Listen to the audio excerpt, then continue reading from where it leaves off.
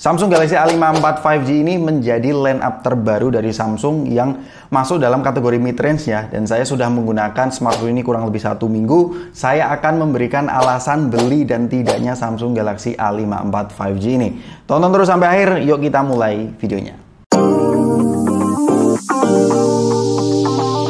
Sebelum kita masuk ke alasannya, unboxing experience-nya kayak gini, nggak terlalu spesial karena sekarang sudah cukup minimalis ya approach-nya, tidak ada charger-nya, bahkan casing dan screen protector juga tidak ada ya di paket pembeliannya. Alasan pertama kenapa teman-teman perlu beli Samsung Galaxy A54 adalah dari segi desainnya. Teman-teman kalau perhatikan memang desainnya sekarang sudah mirip dengan Samsung Galaxy S23 series, jadi menambah wibawa dari seri A-nya sekarang. Kemudian dari segi back cover-nya sekarang sudah lebih premium ya, dan bahan yang digunakan itu adalah kaca. Jadi secara desain wise, Samsung Galaxy A54 5G ini sudah naik kelas dibandingkan dengan generasi sebelumnya.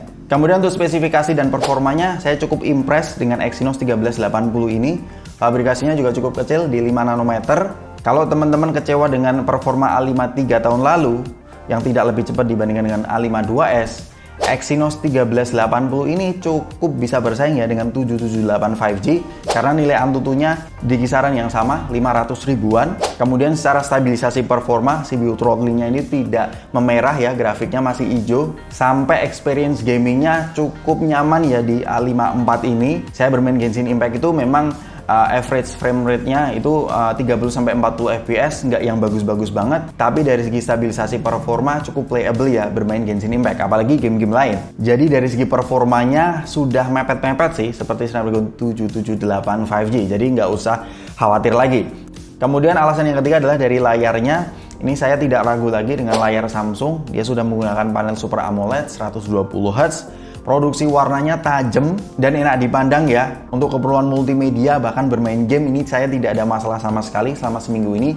Tapi memang dari segi bezelnya memang bukan yang paling tipis. Dan yang perlu diingat, screen protector bawaannya itu tidak ada. Jadi teman-teman perlu beli secara terpisah. Mungkin itu saja catatan dari layar Samsung Galaxy A54. Kemudian alasan keempat kenapa saya tambah yakin membeli Samsung Galaxy A54 di rentan harganya jelas dari segi softwarenya. Ini benar-benar experience yang berbeda ya. Bahkan dari segi softwarenya ini mungkin teman-teman nggak bakal ngelirik brand lain. Karena dari segi bloatware-nya minim, kemudian penggunaannya juga gampang, iklannya nggak ada, sampai update software-nya itu mendukung 4 tahun ya untuk versi Android-nya.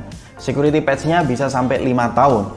Ini yang membuat Samsung itu memiliki privilege tersendiri. Dari segi software-nya bisa dibilang ini yang terbaik di rentan harganya. Kemudian alasan kelima, teman-teman kenapa membeli Samsung Galaxy A54 itu dari segi fitur-fiturnya. Sebenarnya di rentan harga segini seperti 5G, kemudian NFC, stereo speaker, haptic feedback, di rentan harga segini itu memang ada ya di brand lain. Cuman IP rating IP67 itu menjadi magnet tersendiri di Samsung Galaxy A54. Kemudian alasan selanjutnya adalah dari sektor kameranya. Ini yang cukup menarik ya, karena sensor lensa utamanya itu mendukung IMX766, ini adalah sensor flagship dan sudah mendukung OIS juga. Kemudian lensa pendampingnya seperti ultrawide dan makro itu juga di atas rata-rata ya, which is 12 megapiksel untuk ultrawide-nya, 5 megapiksel untuk makronya. Untuk selfie-nya 32 megapiksel dan semua kameranya itu mendukung resolusi 4K 30 fps, baik kamera selfie, kamera utama sampai kamera ultrawide-nya. Untuk hasil-hasilnya bisa dibilang ini mendekati flagship di beberapa skenario, terutama dari sektor dynamic range-nya ya. Langitnya itu benar-benar biru, warnanya cukup keluar hasilnya. Kemudian kalau pencahayaannya cukup, dia juga bisa cukup balance antar lensanya. Cuman di beberapa skenario memang ada shifting color ya, terutama ultrawide-nya itu lebih ke warm warnanya. Secara tone warna, Samsung itu selalu memberikan warna yang vibrant dan eye pleasing ya, siap dipost di sosial media. Sampai kondisi malam harinya itu bagus banget ya di Samsung Galaxy A54 5G ini. Dan yang saya notice untuk kamera depannya juga dia cukup menarik, ada dua pilihan focal length, ada ultrawide-nya juga, jadi lebih lebar sudut pandangnya. Sampai kemampuan video call-nya, ini saya menggunakan WhatsApp di Samsung Galaxy A54.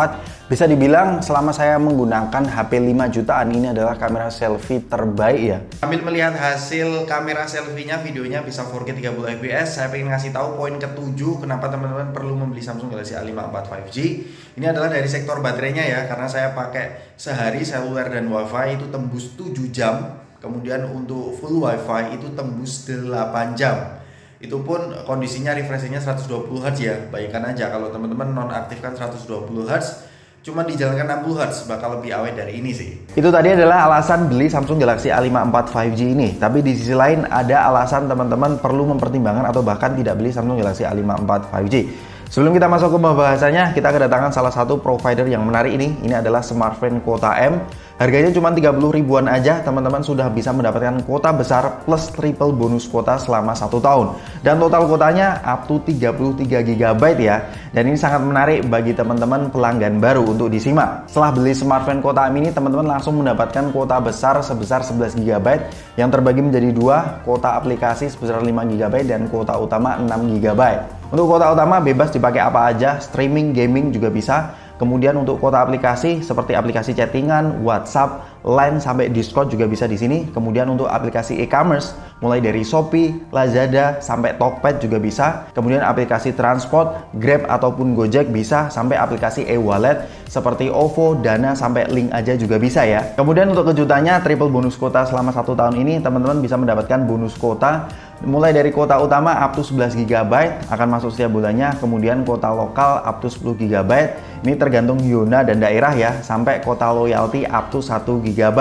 Dan akan masuk di bulan kedua ya untuk kuota loyalty. Jadi total up to 22 GB ya untuk bonus kuotanya. Kemudian cara ngeklaimnya gampang banget, teman-teman perlu install My Smartfren, tinggal masuk ke homepage, scroll ke bawah, tinggal klaim aja. Atau teman-teman bisa telepon ke bintang 123 bintang 789 pagar. Sekali aja ngeklaimnya, nggak perlu ngeklaim berkali-kali, langsung masuk secara otomatis setiap bulannya. Apalagi dengan jaringan 100% 4G yang stabil, bisa menambah experience internetanmu tambah seru. Dan di bulan Ramadan ini teman-teman bisa mendapatkan ekstra bonus kuota sepuasnya untuk internetan malam dari jam 1 pagi sampai jam 5 pagi ya. Ini tepat banget untuk teman-teman yang sedang menunggu sahur. So, jangan ragu lagi, dapatkan Smartfren Kuota M ini di outlet terdekat dan jangan lupa install aplikasi My Smartfren agar experience-nya lebih maksimal. Lanjut. Alasan pertama untuk mempertimbangkan Samsung Galaxy A54 5G ini adalah dari sektor performanya. Sebenarnya sudah bagus Exynos 1380 ini dari segi stabilisasinya. Kemudian dari segi suhunya juga bisa termanage dengan cukup baik. Meskipun di awal-awal booting itu agak panas, tapi setelah dipakai beberapa jam itu sudah nggak ada masalah ya. Dan khusus untuk teman-teman yang mencari performa atau gamer berat, itu ada Vivo V27 ataupun Xiaomi 12T. Itu lebih mendekati flagship ya dibandingkan dengan Samsung Galaxy A54 5G ini. Kemudian alasan kedua adalah dari sektor perekaman videonya. Meskipun ini sudah mendukung optical image stabilization, tapi sayangnya di resolusi 4K 30 fps masih belum stabil aja ya. Semoga ini bisa diperbaiki melalui software update, dan saya berharap demikian sih. Kalau ini stabil banget di 4K 30 fps, ini benar-benar nggak ada yang ngalahin ya dari segi overall packagingnya. Dan alasan ketiga adalah sebenarnya ini masalah preferensi ya. Karena saya sering menggunakan HP dengan charging yang cepat 67 watt sampai 120 watt seperti Xiaomi 12T, saya ngerasa agak nanggung ya jika ada event-event mendadak. Itu saya jarang full charge ya si Samsung Galaxy A54 5G ini. Jadi itu adalah alasan preferensi saya, dan menurut saya alasan-alasan itu bisa kalian tolerir ya kalau teman-teman memang biasa menggunakan HP Samsung. Jadi bagaimana menurut kalian? Apakah Samsung Galaxy A54 5G ini worth it di rentan harganya? Tapi menurut kami cukup worth it ya, dan membawa wibawa seri A kembali. Jadi nanti akan saya versuskan dengan V27 dari Vivo ya. Kemudian Xiaomi 12T juga agar lebih menarik, mana yang lebih worth it. Simak videonya di lain kesempatan. Sampai ketemu di video selanjutnya. Peace out.